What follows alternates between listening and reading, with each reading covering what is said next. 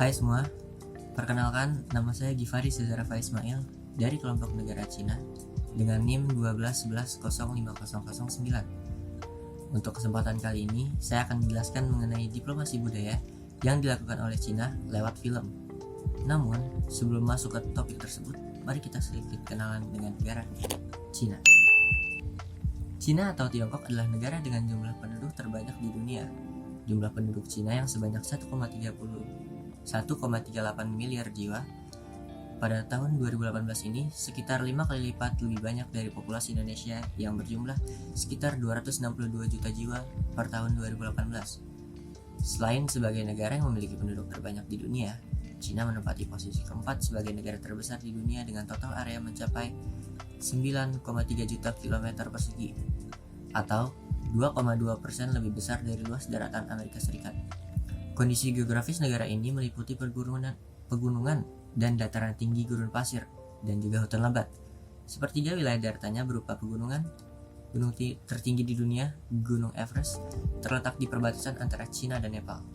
Pegunungan, gurun, sungai, pantai, ngarai yang dalam, dan dataran subur yang membentuk lanskap Cina yang unik dan indah. Cina juga dikenal dengan film-film bela dirinya. Bukan rahasia lagi bahwa industri perfilman negeri Cina sangat berkembang akhir-akhir ini. Sudah banyak film-film dari Cina atau mengenai Cina yang mendapatkan perhatian khusus di kancah perfilman internasional. Tidak hanya filmnya, aktor-aktor dari negeri tirai bambu ini juga banyak muncul di kancah perfilman internasional. Dapat dilihat bahwa industri perfilman Cina menjadi pesaing bagi industri perfilman Hollywood. Dengan naiknya industri film Cina ini, negara Cina dapat lebih mudah untuk memasukkan budaya-budayanya ke dalam film layar lebar tersebut, untuk memperkenalkan budayanya kepada dunia. Contohnya pada film Ip Man yang diperankan oleh Donnie Yen, berhasil meraih pendapatan sebesar 2,1 juta US dollar di Cina dan 22,1 juta US dollar di seluruh dunia serta menjadi film ke-13 yang paling laris di Cina. Selain Ip Man, masih banyak film-film Cina yang sudah merajai box office dan terkenal di kalangan internasional, seperti contohnya Kung Fu Hustle, Shaolin Soccer, dan Super Cop. Ada juga beberapa film atau serial yang mengangkat kisah tradisional Cina seperti halnya Monkey King dan Hidden Dragon. Keseriusan pemerintah Cina dalam bidang ini ditunjukkan dengan keberanian mereka mengeluarkan dana dengan jumlah yang besar untuk digunakan dalam pengembangan perusahaan hiburan agar dapat bersaing.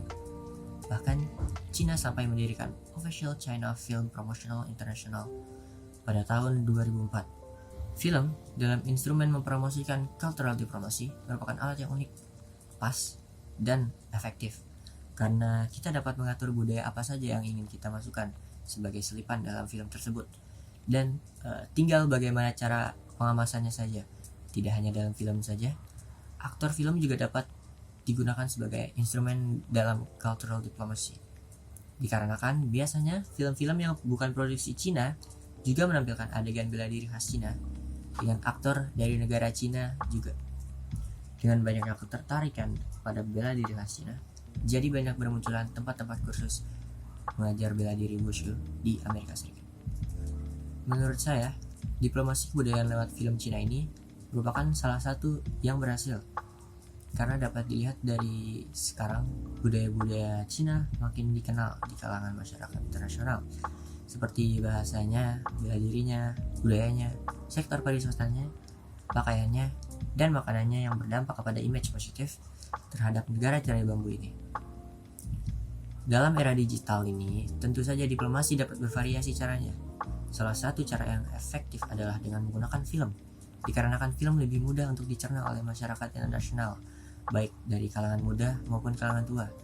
Dan juga film dapat dengan mudah mengimplementasikan pertukaran budaya antar negara dan sebagai alat yang efektif dalam mempromosikan budaya suatu negara.